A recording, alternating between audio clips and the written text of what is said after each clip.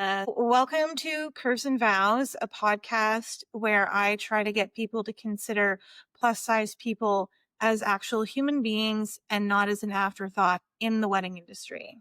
Yes. Today I have Today I have Samantha. She is a therapist, and we're going to talk all about fat phobia, weight stigma, and discussing how it affects people who are getting married. So this is Samantha. Say hi. Hi, everybody. I'm Samantha Ter Heege. Yes, I'm a therapist. I've been practicing for, oh, a long time, 15 years now, You don't even almost. look like you could be practicing for 15 years. I You're mean, so, thank like, you. youthful. I mean, I do what I can, Don't we all? We're just trying to do the best we can. Also true. Yes. Okay, so why don't you give us a little bit of background, um, of your education, and I don't even know what else to ask because I'm not someone who's a therapist. I started my own and then I graduated with my master's from U of H. Came Nice. back home. Houston is home for me, Katie in particular. Woo woo. But, yeah, so came back home and then I started my own private practice. I've been practicing ever s like, 2012, but went off on my own in, I believe 2017, 2016, 2017, just operating as me and just me. So and it was the best decision I ever made. So do you do, therapy, virtually or in person or both? So I do the majority, I do virtually, especially ever since COVID, that Yeah, screwed up the world on so many levels, but here yeah. we are, we're making it. And I do see some in person, but few and far between. Okay, great. I like Yes, this. So do you have clients who struggle with their weight, like, emotionally, not physically? absolutely. It is, and even from, like, just in a sense of what it does to a person's mental and emotional, their self-esteem, right? Your sense of self-worth, what you're capable of, right? All those things. I have, yes, multiple clients and self included, full transparency. I think to a certain extent, we all struggle with body image issues and negative self talk and all of those things, right? So, but these days, more so than in the past, I feel, in my opinion, it's become so much more of a dialogue, which is an interesting factor, I suppose. I'm not sure what your thoughts are on that. So my thought pattern is a little bit like social media Huh? because we're putting ourselves out into the world more, and people really do feel emboldened to say shit. Yes, everybody has an opinion, right? And because we live in a culture, especially since it's a little bit more conservative right now, that they Mhm. really want people, specifically women, to exist in smaller bodies, that if you're putting yourself out there in a larger body, that people have feelings about that and they don't want to see it because of their own internalized fat phobia. Yes. How do you define fat phobia? I'm curious. It's actually what I would love as a therapist for you to define that. My idea of fat phobia is someone who sees someone who exists in a larger body and feels disgust, but I don't know if it's more nuanced than that. Okay. Because that term, in my opinion, feels so much more generalized and but yet goes so much deeper than just what it says. Fat phobia is a negative attitude, prejudice, and discrimination towards people based on their body size or weight. It encompasses a range of beliefs, behaviors, and societal norms that perpetuate the devaluation and stigmatization of individuals with larger bodies. Yes. How much do you feel that on a daily basis or Oh, I just don't know. generally speaking? Okay. So because I've existed in a larger body my whole life, Uh-huh. I don't know if I've developed like a defense mechanism where I don't notice it anymore. I Really? literally don't see myself being treated differently than other people. And I don't know if that's just because at some point I stopped recognizing it. Right. Because it's Just to protect myself. exactly. And I don't like feeling vulnerable. It's one of my Mhm. things. I suck at vulnerability. So maybe it's just Hard. It's a hard thing, you know?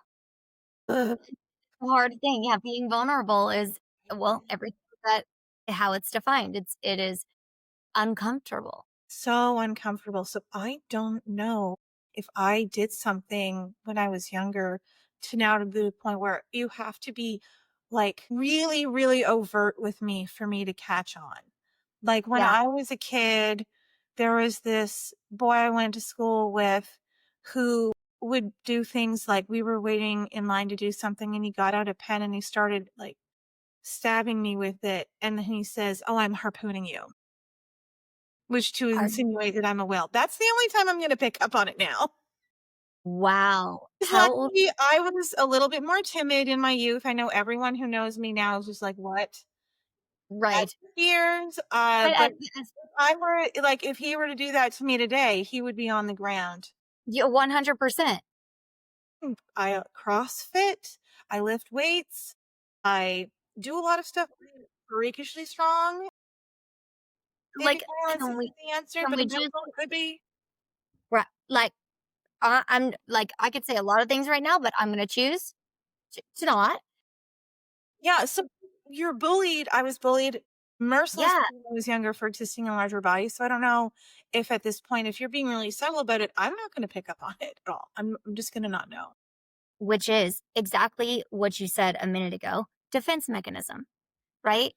And we wear this armor, and I think so many people can identify with this, self included, of, when things like that happen on a constant, we do. It's in human nature. We guard and protect to avoid the hurt, the Yeah. disappointment, the sadness, Yep. right? Some people, we wear it differently. We wear it as anger or Oh, right? Or we wear it as projection onto mhm. other people. We're judgmental, which I think is a very relevant point to bring up of judgment. There's this innate assumption when there is a person that exists in a larger body, people have their own assumptions Absolutely. about what that person is, who they are. Yep. Their morals, Yes. what they're Yes. capable of. Right. Right. Like, are they lazy? Do they not work as hard?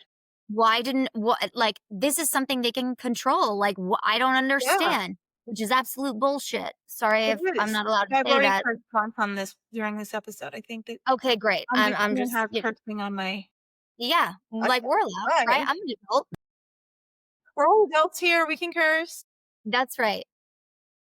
And I think that that is something so profound and significantly present in our cultures, certainly more so in a yeah, I'm gonna do that. In America.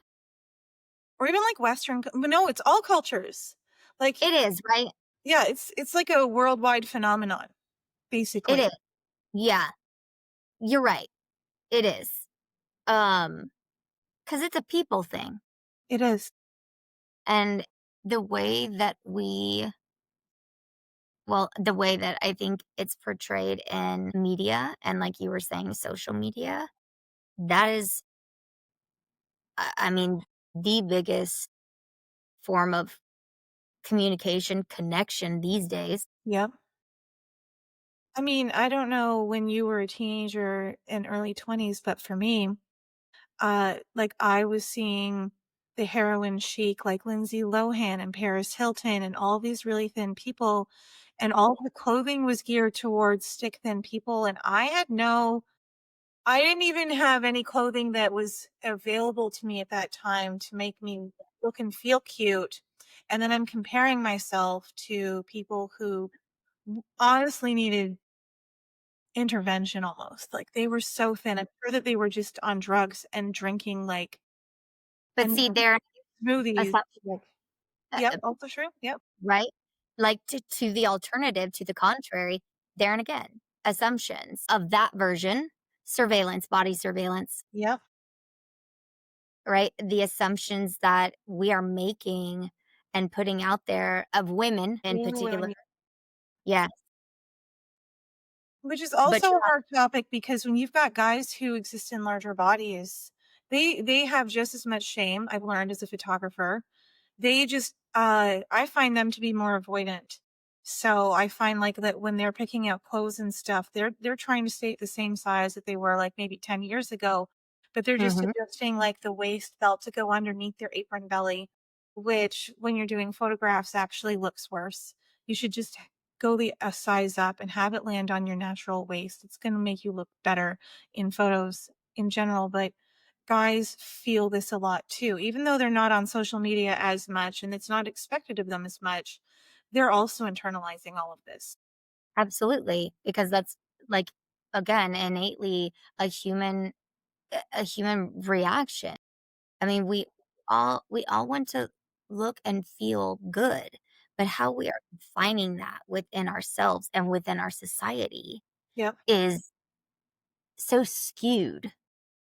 Do you think that this also contributes to the fact that higher end publications and planners and wedding vendors only show straight size slash thin people in their media? Certain I mean, what are the most when I if I were to ask you, you know, um, runway models that you could name off the top of your head, even if it's back from the 90s, what would you well, you just mentioned, um, Were they like running models? I don't even know. or They were or just like people in magazines that were, popular. I'm thinking like Tyra Banks, but she was and considered big back then, which not is like back in the 90s. wild. Not back in the 90s, she was not. Okay. Okay, I don't know about now necessarily, but back then she was And let's also like look at her. She was the one who created the TV show, right? In the America's yes, Next Top Model. America's and the irony there, can we talk about that? We don't have to right, and even I was talking about this with somebody, it was my sister just the other day, about Barbie. Mm. The generational shifts, there's an ebb and flow of, how body image has gone over generations. Because there was a point in time back in history, right, where people that existed in larger bodies were actually seen and deemed as wealthy and more prominent in society. All of they were treated with much more respect and dignity. And then the 90s hit, Barbie. If you were to print, like 3D print, I guess, Barbie's clothes out now, today, there would be concern because of how small and unrealistically small that is, right? If you think really, really think about it, if you're thinking about how tiny Barbie is, and you are a 3-year-old who's Yes, picking up this doll, is it internalizing in your head at that age that that's how their body's supposed to look in the future? 100% yes. I have a 10-year-old daughter myself, and that is something that, like, I try to be extremely mindful about in how I am speaking about my body, Yeah.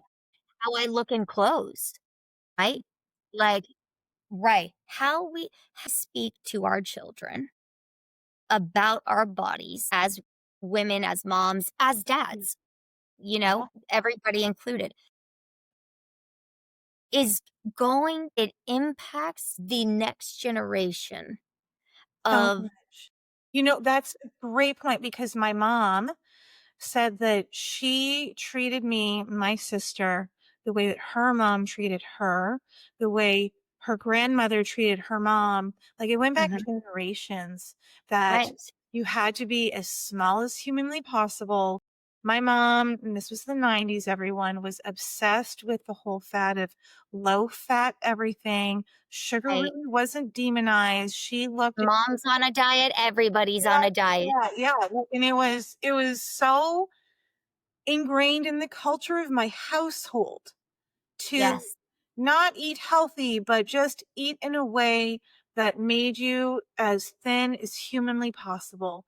And it was a moral failing in my household to exist in a larger body. My parents would actively talk about my weight in front of me because I was too big in their minds. And you're talking about a kid who was playing soccer like 5 or 6 times a week. I was yeah, active as all get out. I just have larger bone structure. I'm a wide person. Even if and I'm on a GLP-1, even if I could drop down same. another 3 or 4 sizes, I'm still gonna be broad-shouldered because that is my genetics. It's how my body That is how you're built. is. That's right, But back then, I had no ability to know that that's what it was. I just felt shame because my parents were ashamed of how I right. looked. And nobody the only dialogue around it was in that context, Yes. right? If you weren't this, then you were that. Yeah. And that it's so detrimental to a Detrimental. it can be, right? To a person's mental and emotional state and just, like, Their psyche. perception of yes, absolutely, like, I mean, imagine I can't imagine as a child growing up being bullied and then Mhm. about your size Mhm. and then going home and it being reinforced Yeah. in that same way. Yep. Like I said, I It was tough. I I don't think that I actually liked myself until my late days. Like, what changed? I fought so hard about, like, how I looked. And I would look at photos and I would just always nitpick it to death. And I don't remember exactly what happened, but I just hit maybe it's just me getting older. And I swear, women, all we get there, we hit like a fuck it point where we're like, Uh-huh. I am so done with being told what to do or how to feel. And Yes. I just want to be myself. And part of embracing who I actually am is to say, yeah, I'm fat. Great. I have fat on my body. I'm not thin and I have insulin resistance. I have PCOS. Like I have things working against me. My body actively doesn't want to lose weight. So am I going to hate myself for the rest of my life? Or am I going to start actively looking at people who make content who exist in larger bodies? So I naturally like start to look at those bodies and not feel shame around it. And then start looking at myself in the mirror because there was a time where I didn't look at myself in the mirror ever Yeah. because I couldn't Uh-huh. look at how big I was. Avoided mirrors. Avoided mirrors. Yeah, avoid it. And then Yeah, I would only, like, buy clothing that would hide my body, and so I right. just slowly stopped doing that. I wanted to be more fashionable. I hired someone to help dress me, which gave me such a boost of confidence, and it didn't matter what size I was because I knew that I looked good. And I started Right. liking myself better in photos, and every time I would say in my head, "Oh my god, look at my arms," I would then say, "I need to reprogram my brain," so I would say, Yeah. yeah, but look how great this and this looks. Like, yeah, Yeah, you've got big arms. If people don't like it, they don't have to look at it, but it's how I right. exist. And they can have like everybody's got an opinion. I think I said that Everyone. earlier. Everybody's always gonna have an opinion Yeah. and have something to say. Yeah. At the end of the day, you guys, like, how much it is a choice for us. How much are we going to allow what other people think to impact and take power over how we feel and how we see ourselves Mhm. every day when we go and look in the mirror? To what degree are we going to allow for others? And I know that that's a lot easier said than done. Don't get me wrong. Yeah. And also, it is still very much within our realm of control of choice. Yep. Yeah, it's almost like reprogramming your brain. It's entirely that. Yes, rewiring. Yep. So when couples who exist in larger bodies are not seeing themselves when they type in the word wedding to Google or Pinterest or Instagram, what sort of effect does that have on them? Mm. With couples, Yeah, usually it's women who are doing most of the searching, but I'm finding more that men are getting more involved in the planning these days. So I would just like to say both genders, when they're not seeing themselves represented, what is that? If what effect does that have on them? it takes the impact that it makes it far less exciting. They don't have things to look forward to, right? Which is one of the very strong contributing levels of happiness across the board, is having things to look forward to. And your wedding day, I mean, come on. There's there's very few occasions in our lives, right, that Yeah, are just meant for us. yeah, And our wedding day is one of those days. yeah, So when couples are going through something like that, it's together. When they're going through that journey together, you see one of a couple things, right? They're either in it together, and it can be empowering because they're walking alongside each other in that journey. And so they know that they're that. I've got you, you've got me. We're doing this. yeah. But other times it feels very there's a sense of detachment from the emotional context and, like, connection to their wedding day versus what they are actually experiencing physically, if this makes sense, looking forwards towards their wedding day. Does that make sense? Yeah, I never thought about it like that. Like It's that's really painful. it is. It's to not feel good Yeah. in in your body, in your clothes Yeah. is well, personally speaking, if I'm asking my 10-year-old daughter what she likes better or what she thinks goes, I'm not even sure that that's an okay thing to be doing, Mm. you know? Yep. It matters how we feel and how we walk into a room Mhm.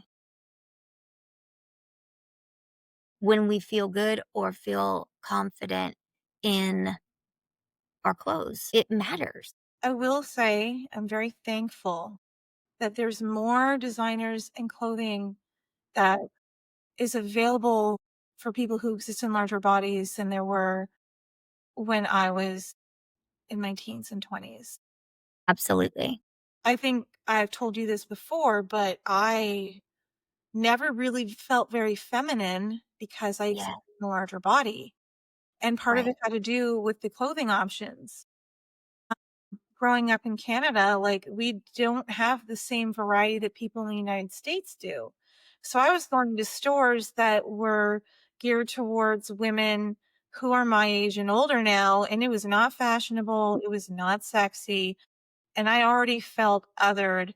And it was like a perpetuating cycle of, not only is there a lot of shame at school and with my family, but now I don't have any choices of clothing to even make myself personally feel good or feminine. And Yes. because I'm not a very good person at being vulnerable that just made me put all the walls up. So I literally ran around in jeans and cat t-shirts until like I went to university. Like I literally didn't have any sense of style.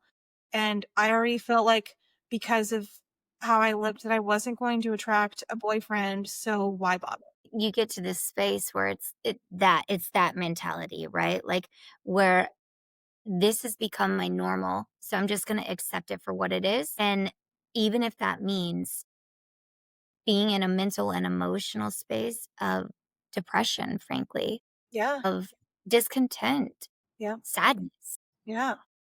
again, disconnected from our bodies. Yeah. That's like and I digress, like, back to our children, right? How are we what do we want to see happen? Like, Yeah. if you could rewrite your experiences, that part of your story, how would you do it? What would that look like? What would you change? From me as a kid when I was growing up, Uh-huh. my parents aren't watching this. Um, honestly, I mean, it would be ideal world, like having people I went to school with who didn't stab me with pens to say that they're harpooning me, but also just having parents who didn't hide food from me. And maybe were like more observant about the fact of how active I was, playing soccer 5 or 6 times a week, how strong I was physically, and not putting how they feel about themselves because they also existed in larger bodies, putting that shame that they felt about themselves onto me. Right. Because I The feel like projection of that. yeah, I feel like they were very much projecting onto me. Yep. And they were just, creating more like continuing this generational curse of I hate my body because I'm fat. Right. And what you were just saying about femininity, playing sports, you were doing all these things, being very active. What you're Very saying, active. there's strength, bravery, courage. Yeah. You know, those things, they matter far more Yes. than what it in my opinion, than what it does when we say like those things are still feminine. We can do both. Do you know of the rugby player who is like everywhere now and she's strong and she's also big bone and she's amazing. I'm sorry everyone. I know I should know her name, but it's not on the top of my tongue. But she is like redefining currently what it looks Yes. like to be What? feminine while also being Yes. 40. She's phenomenal. I just Yes. love her so 40. much. That's the word. Like we can do hard things in the form of a lot of different in a lot of different ways, right? Okay, it's Alona. I'm gonna butcher her name because I just watch her. I don't say her name, everyone. I'm very sorry. Well, I just love that she plays rugby, Alona so Maher. Will it show? Is it? yeah, There we I go. get it. Like, look, Yep. she's broad shouldered, but look how strong she is. Yeah, exactly. Everywhere because of how freaking fierce she is. And That's she's right. unapologetic about it, and she's all I about, love she's such Yes. a Ooh, great that role just gave me model. chills. I needed her Unapologetically. when Yeah, I was 17. So I yeah. could go to my parents and say, yeah, I understand that I'm not this conventional thinness that you want me to be. I'm more like this person, and she's amazing. Yes. That there is beauty in being strong Yeah, in however that looks. yeah, That there like I said, we can be both. yeah. So for That I couples who are getting married, Yeah, sorry. they're yeah, and they're not feeling like it's as exciting. Yeah. It's affecting their happiness. right? and they're feeling disassociated from their body because they're not Yes. seeing themselves represented, but they need to be doing their engagement session and finding clothes for their session and for their showers and their bachelor and bachelorette parties and, of course, their wedding day. How can they navigate these waters to come into their body more and bring the excitement back? How can they take this back? Lots of therapy, depending on, and that's true for everybody across the board. Like, I'm just, yeah, swoop, side note, and that's true for everybody. But in all honesty, like, surrounding themselves with like-minded people that are like-minded people. So, like, say they're going suit shopping or dress shopping, and Yes. say their mom or grandma or someone in like their best friend party, they're not as supportive. Okay, so How are not you as going to supportive navigate how? that What scenario? do you mean? Like, not as supportive in what Well, if they're going to sense? make comments about their bodies, like Mm, I hate they're uninvited. hated going like shop clothes shopping with my mom because she would always make me feel terrible about my body. I avoided it like the plague. And it Yeah. got to the point where she would just try and just give me money to go by myself because it's just like, you're just going to make comments about that. I have a big butt. I've always had a big butt. I Yes. can't control that. I had a sway back. Reframing. That's part of it. So do they need Reframing. to talk to these potentially problematic people in advance and say, "Hey, we need to keep the language very different when we're doing this because you're going to make So the experience less exciting for me if you're going to bring this energy." 1000%. So I think I misunderstood what you were actually asking me in the first place. Um, what can the people that are working with them do for them in order to make it everything that that day is meant to be? Um, in that moment, at least, right? Yeah. S- Um, being mindful about how you are speaking to people, Yeah. being thoughtful about your words and acknowledging, as uncomfortable as what it might be for somebody who doesn't exist in a larger body, okay? Just because you are a are not in that existence, that form, being thoughtful and mindful and aware, important, aware that that is different. This is different. Very And different. to go to unacknowledge that does it no justice. It just feels like to me, it would feel like I was just another client, right? Like, do this, pose this way, do that. So doing the human thing, being thoughtful, Yeah. being aware that like not everybody's a size freaking two, No. four, or whatever. So maybe there's a parent who's coming with who might be on the narcissism scale. May or may not. Okay. I just think that sometimes narcissists like stirring the pot. And that's just being kind about that. Uh, We'll leave that there. should the bride or groom bring someone with them who will potentially cut this negative Nancy off?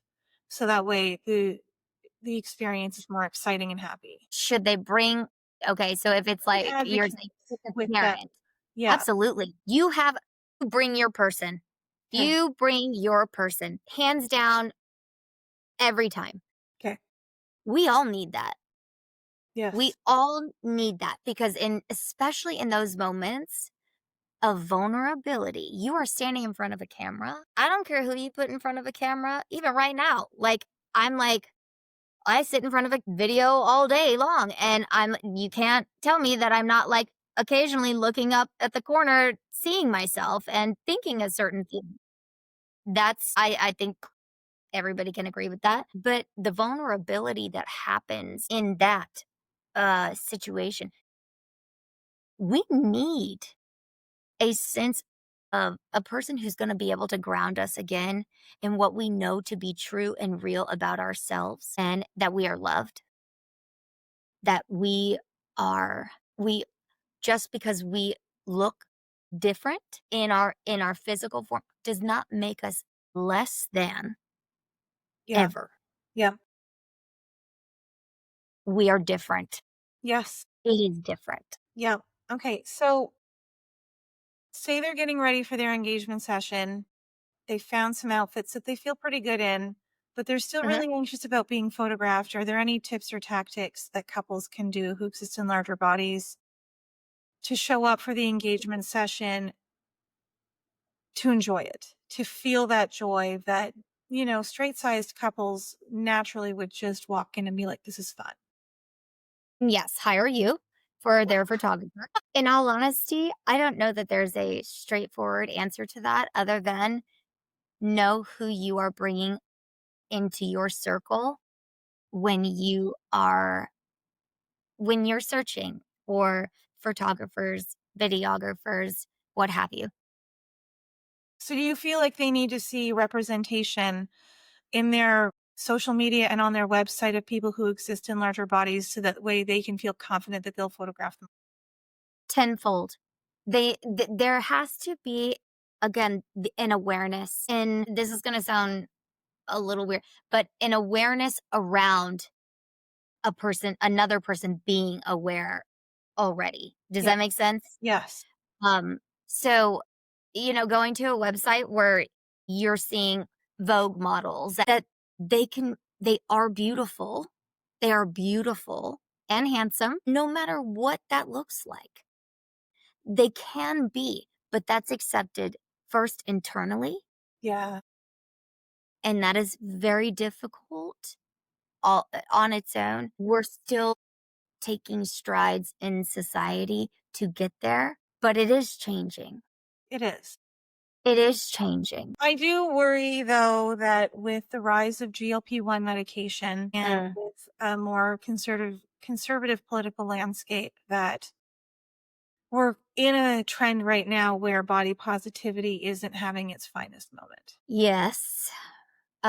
What has your experience been being a person who has participated with the GLP? Um, like, do you want to know the symptoms I had when I first started taking it, or do you want to know like the journey of seeing myself get There, smaller over that time? It's weird because I have always seen myself in a larger body. So I actually, I'm at the point where I'm at the size where I was when I got married. And that I feel like that was like my normal-ish weight that my body liked to be at. And so now I'm getting to a point where I'm now getting a little bit below that weight, and I know it's gonna start dropping, and I'm scared I because was gonna say it like, I I can don't hear it in your voice, like, you're know like, "Oh, how to be that say person. it." It's Yeah, almost like my weight is an armor. Again, I'm really bad with vulnerability. So for me, my weight makes me less seen. I can walk into a room, and unless I'm bringing like like bubbly camouflage. Christine to the plate, people don't want to look at me because I exist in a larger body, so I can kind of hide. Well, Right. now that I'm getting smaller and now that I actually understand clothing and I've taken classes on how to put on makeup, because also I didn't learn that as a teenager. And also makeup was very different back then. So, yeah, I Yes. would have to relearn it anyways, but, feel more exposed, Ye and I don't know how to that's probably one of the major reasons why I work out so much, is because even if I get to maybe a size 14 or a size 12, I know that if anyone tries anything with me, they're gonna wish that they were dead because I will hand them their butt. Like, I don't want to sacrifice my strength to be smaller. I love everything about what you just said. I don't want to sacrifice my strength to be smaller.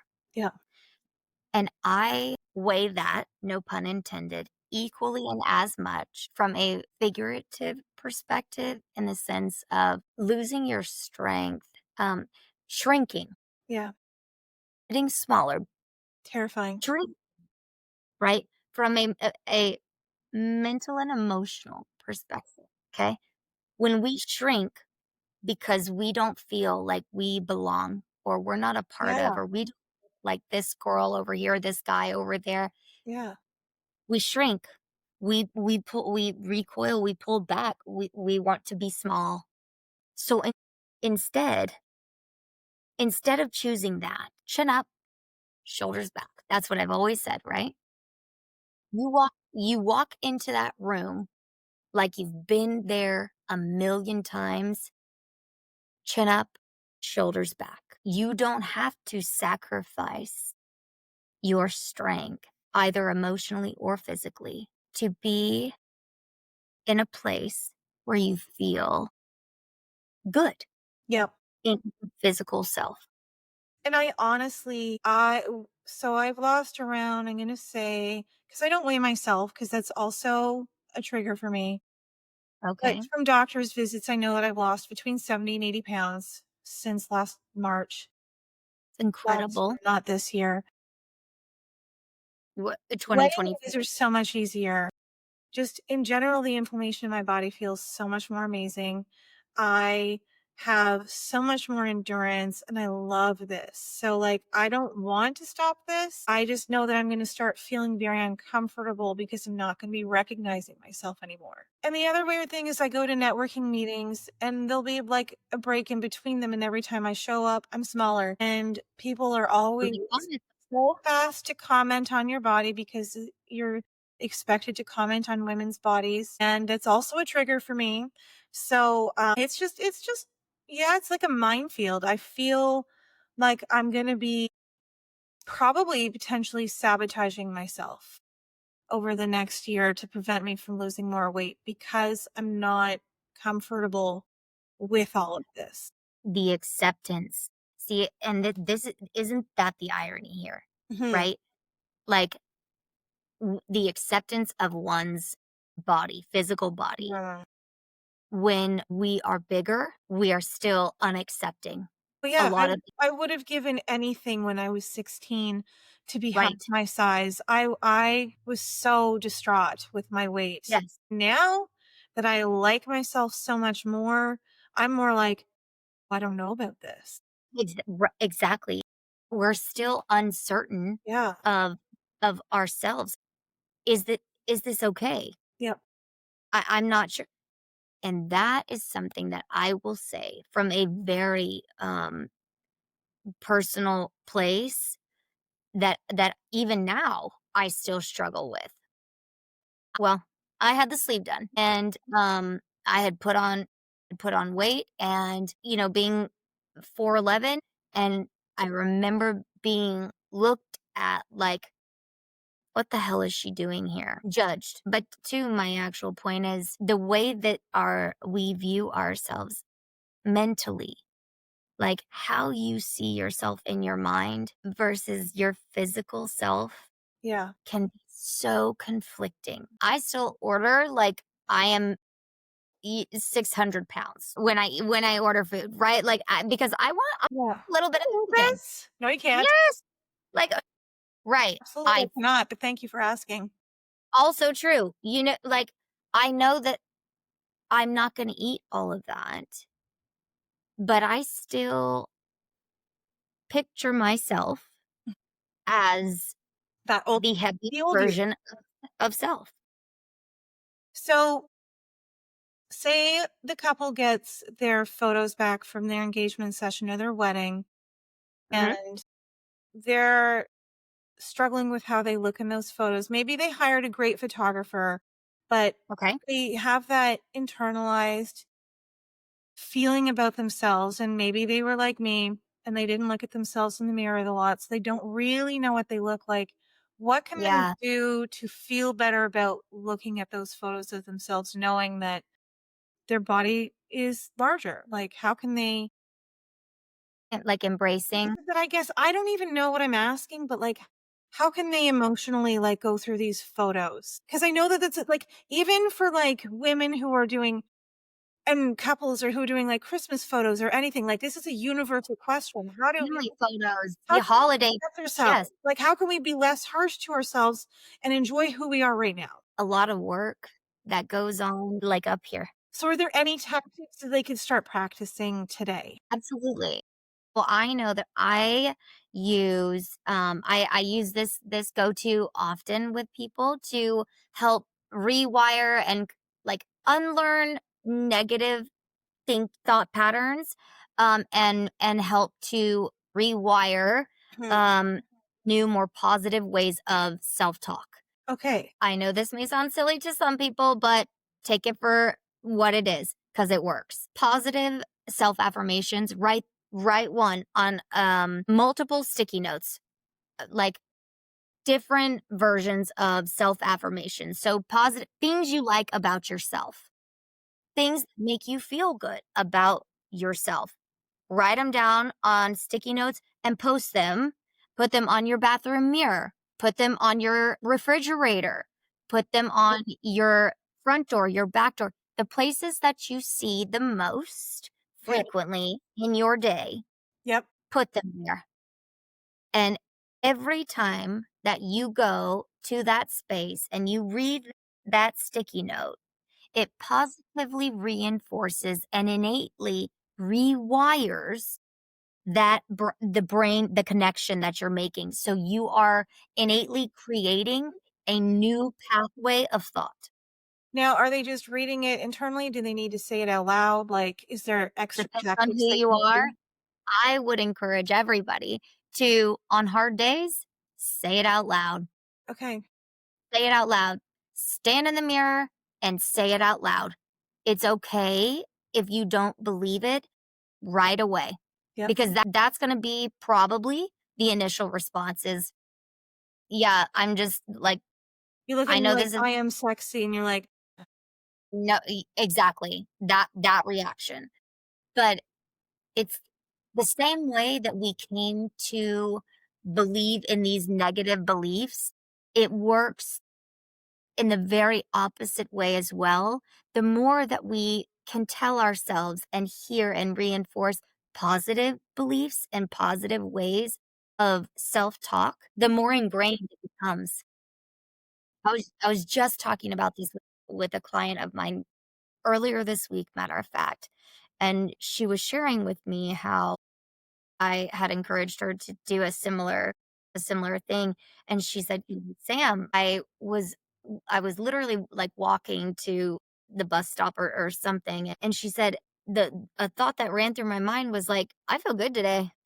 And she was so like, in that moment, it was just a fleeting thought, but it was a thought that wait.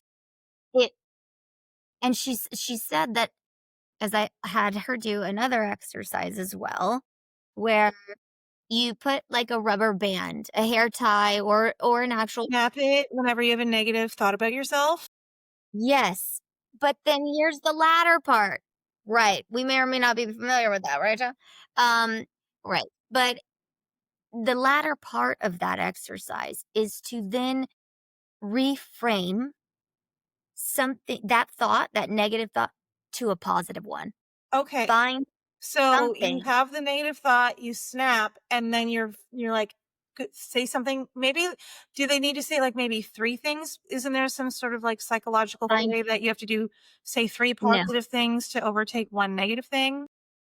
I have never heard that before. It's quite possible that it exists.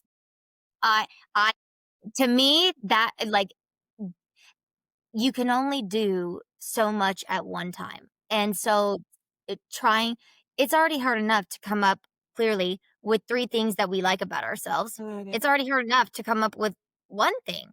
So the challenge is come up with just one thing, Okay. even if it's once every day. One thing that you like about yourself, that you enjoy about Sort yourself. of like a Pavlov's dog sort of wrist snap situation. Love that. Yes. Positive reinforcement. It's unlearning and then relearning a new way of thought Great. and creating that a new internal, more positive narrative. Now, say you've got people who don't like looking at themselves in the mirror, so they don't know really what they look like. What can they do to combat that? Is that more like a rip the Band-Aid off and stand in front of the mirror situation? Well, you know me, and so my inclination to that is the challenge, to challenge oneself. Okay. You start small. Exposure therapy. You start small. Like I might pose it as are we willing to stand in front of the mirror today for 10 seconds? Okay. Yeah. See, that feels doable, Yeah. right? Yes. We can do 10 seconds. 10 If seconds. I were to have said a minute, That might have been too much. exactly. Okay. So every time that you choose to do something that feels uncomfortable, you are growing and better for it. Ooh, I Sit like that. sit in the discomfort, even if it's just for 10 seconds. That's the I like this. All right. yes. So I feel like we have really I've been talking for an hour. Are Yes. there any parting thoughts that you would like to say to anyone who's watching this podcast who either is in the wedding industry and wanting to increase their visibility of people who exist in larger bodies, people who are getting married who are struggling, or are just wanting visibility for themselves, or even like publishers who haven't been showcasing larger bodies? Like, is there anything that you want to impart to? Don't be don't ignore. Give awareness. Pay attention to that audience. See them, see people, all of us, all kinds of people. Instead of shying away from what might feel uncomfortable to the person on the other side of the camera. Again, do what feels uncomfortable, but bring awareness. Okay, See them. See them. great. I love this. Yeah. Okay, I hope this uh, I hope this was good. where can people find you? Do you have a website? Do you I have an do. email? I don't know. Are you on Instagram? Tell us things. I am not on Instagram, but I do have an email and a website. What are they? It is my website is www.s as in Sam, L, T as in Tom, therapy.com. And yes, that is two T's. And my direct email is S as in Sam, T as in Tom. Is your email address on your website? Yes, 100%. That was a whole string of crazy letters. I'm like, mm-mm. It's, I need that button. yeah, right? It's Esther Haig at slttherapy.com. And my website is literally slttherapy.com. Sweet. Thank Yes. you so much for being here today. I feel like we had a really valuable conversation about empathy and understanding, and I think that it's going to help a lot of people on both sides of the industry. I really, really appreciate you, and I'm glad I had fun, and I think this was a fantastic being a part of. Yay. Perfect. Yay! Awesome.